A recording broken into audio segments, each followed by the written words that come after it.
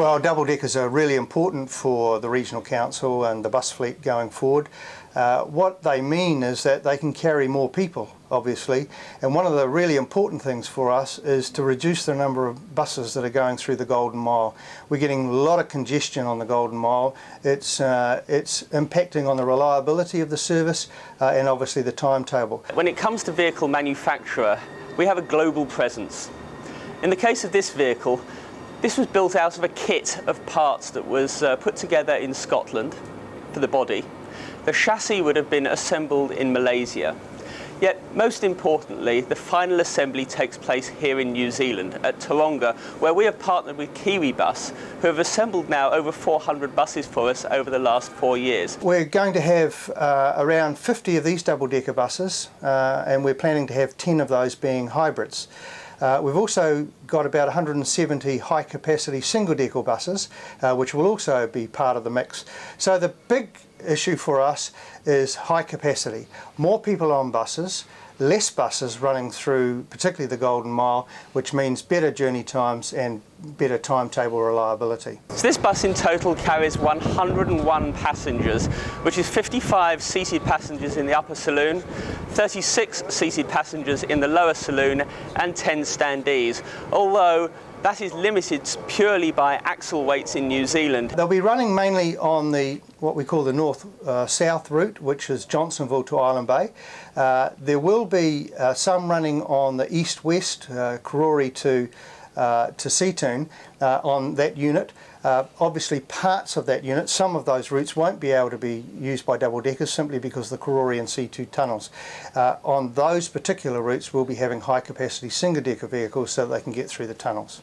This double-deck bus differs significantly from other double-deckers around the world in a number of ways, mainly because of the difference in legislation in New Zealand. So this bus is 12.5 metres long, which is longer than many of the buses elsewhere in the Asia-Pacific region. It is lower, so it is only 4.2 metres high, as opposed to the normal height for a double-decker, which is 4.4 metres high.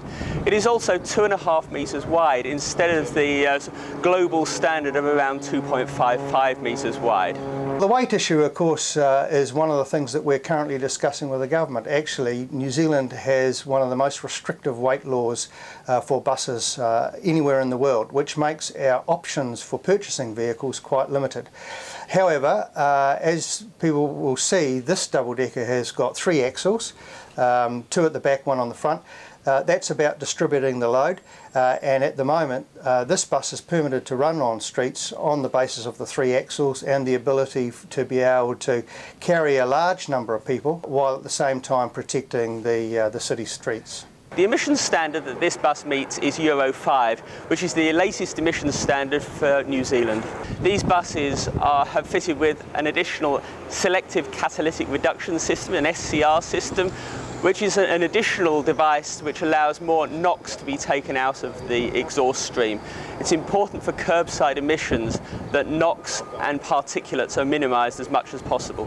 One of the things the Regional Council is trying to do is to get more people out of their car onto public transport.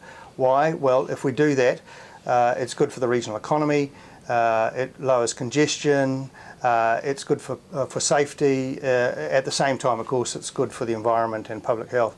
But people have told us that if we're going to achieve that, the service needs to be reliable, it needs to be affordable, and the journey times between bus and car need to be competitive. Now, if we can achieve all those things, we will be able to achieve our aim of getting more people out of their cars onto public transport.